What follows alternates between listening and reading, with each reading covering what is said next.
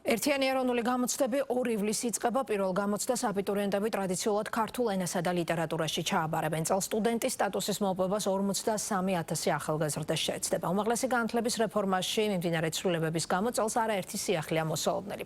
სახელმწიფო უნივერსიტეტებში სწავლა სრულად სახელმწიფო დააფინანსებს. ეს ფაქტორი უკვე აისახა მიმართვიანობის მაჩვენებელზე.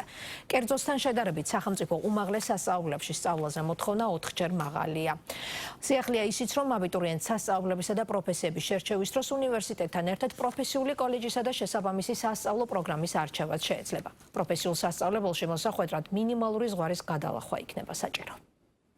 დავით ლაპიაშვილმა სასურველი პროფესია და უნივერსიტეტი უკვე შეარჩია და გამოცდის დაწყებას ელოდება.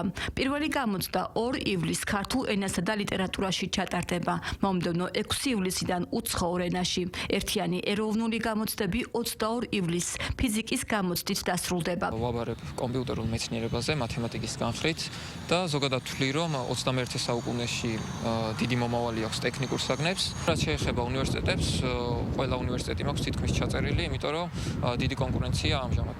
შეფასებისა და გამოცდების ეროვნული ცენტრის ინფორმაციით წელს აბიტურიენტების მხრიდან ყველაზე მაღალი ინტერესი არჩევით საგნებს შორის ისტორიასა და მათემატიკაზე დაფიქსირდა. წელს საქართველოს 12 ქალაქში 24 საგამოცდო ცენტრი გაიხსნება, რომელიც 83,000-ზე მეტ გამოსაცდელს მოემსახურება.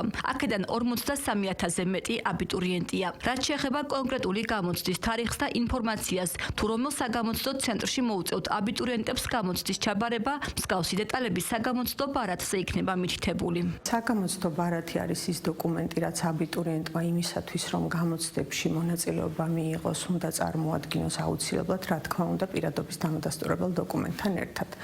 საგამოცდო ბარათი არის ის დოკუმენტი, სადაც აღნიშნული არის კონკრეტული საგამოცდო ცენტრი და კონკრეტული აბიტურიენტისათვის კალენდარი მის მიერ ჩასაბარებელი საგნების.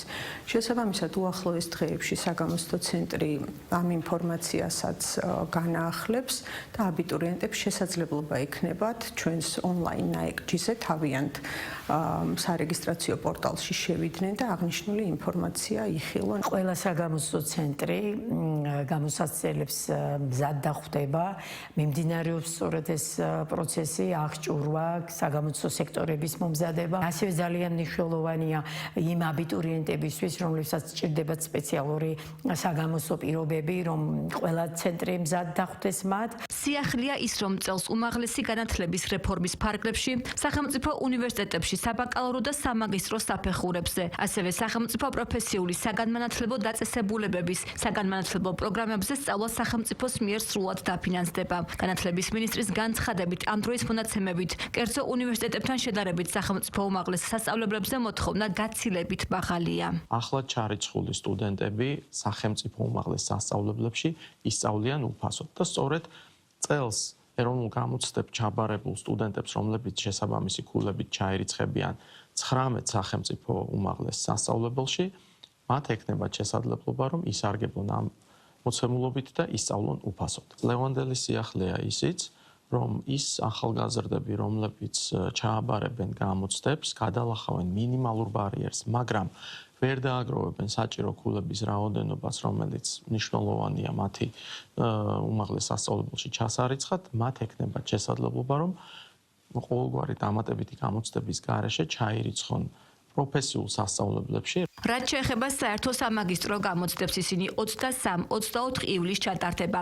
სტუდენტთა საგრანტო კონკურსის თარიღი 17 ივლისია, ხოლო მასწავლებლები საგამოცდო პროცესში 5 ივლისიდან ჩაერთვებიან. 2026 წლის საგამოცდო პროცესი 29 ივლისს სახუჯ და გამოყენებით ხელოვნებაში მასწავლებლების გამოცდით დასრულდება.